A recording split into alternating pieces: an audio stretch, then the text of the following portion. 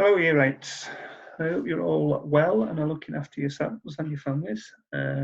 If you're watching this, you've obviously opened up the email that I've sent with a walkthrough. So this is what we're actually going to do over the next 6 sessions. We won't be able to do some of the practicals, but I will refer you to videos of them or try and get you to do something similar. You might be able to do something like about the speed of sound, but we'll see. So this is what we're going to do. We've got waves, sound waves, and then we're going to move on to speed of sound, hearing, ultrasound, and then microphones and speakers. So what you're watching is a Zoom presentation. So I'm just going to show you the booklet and work through the booklet and the links that are on the email. So here we go. You should be looking at the booklet. Now, this will be attached. So if you open this up, everything that you need to do needs to go in here. So all you need to do quite simply is read through this information. Okay. Now, after you've read through that information, there's a couple of questions here, but I don't want you to just answer those. What I'd like you to do is I would like you to watch the video that I've sent through as a link. I'm just trying to find that. I'm a little bit rusty with, there we go, with Zoom, it's a little bit rough, but here we go. So this is where the first link will send you to, and if you just play on there,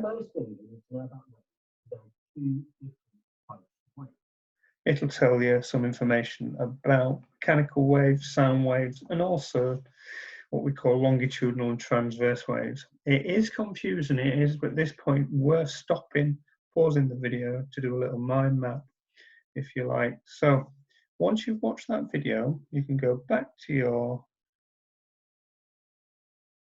actual, there we go, your booklet, and try and attempt these couple of questions. Okay, in here it's asking through which state of matter will sound waves travel the fastest. You need to read this information here and think about it. Now, moving on then. Once you've done that, you can put your answer in here in red. Here you go.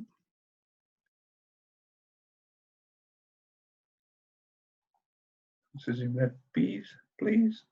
There we go. So that you know when you're adding to your booklet where your answers are.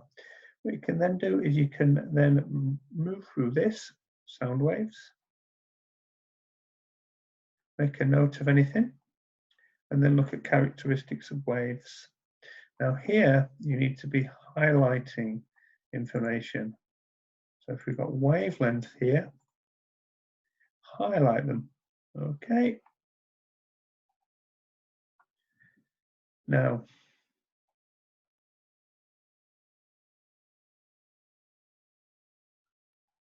once you've highlighted them, what I'd like you to do is I'd like you to follow the link. So follow a link to eChalk. So if you log on eChalk, you follow the instructions and go to Waves and Optics in the physics section.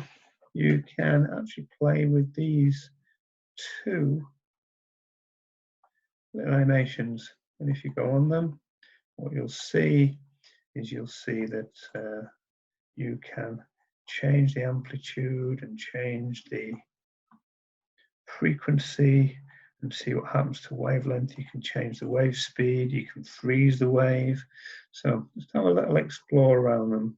Okay, now attempt that one as well. And then you can move on with your booklet, back to your booklet, and look at interference and superposition. Now, I'm not making any excuses about this. This is difficult. This is not easy. And this, just keep it simple to begin with. It's just adding waves. It's what happens when 2 waves come together. 2 waves of the same frequency. And what happens when they come together? Well, either they can add or subtract. So we can end up with bigger waves or smaller waves. Now, you can actually, if I get it up, we can actually watch a nice video of wave interference here, which will talk you through this and what actually happens. And he does actually use a slinky here, which we would have used in class. And what he also uses is this. Now this is a animation, another animation that you can play around with. So it's this one, and the link's in there. If you download this, it'll just play, I think. You can actually work through this animation and look what happens. You can either have a loose end or no end at all. We're going to work with the fixed end, and we can manually oscillate it. And what we've got is basically a chain of beads here, where each of the beads represents particles. A particle. Now what you can do is, if we pulse it, then what we can do is, there we go, see what happens when the wave gets to the fixed end. See the reflection. We can make the amplitude bigger and have a look.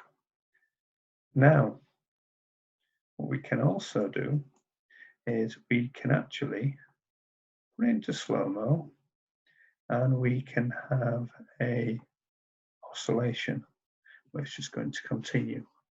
Look what happens when the wave comes back. Look what happens to the amplitude, the height, and also what happens to the wave. Look, it's at the top there, and as soon as it hits this end, it flips down. So it inverts. Okay, so you can have a play with this and get this idea about what's going to happen when we've got waves that are interacting. Look at the difference there when you've got a loose end compared to a fixed end. This is a fixed end, and then we get an inversion. This end, no fixed end, no inversion. So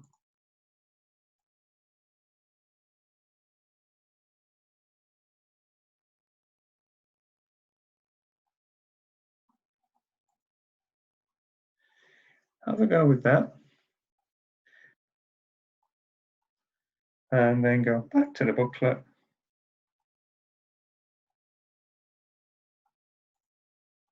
and try to answer question 3, to look at how noise cancelling headphones use this property to work. Okay, good luck and have a nice day.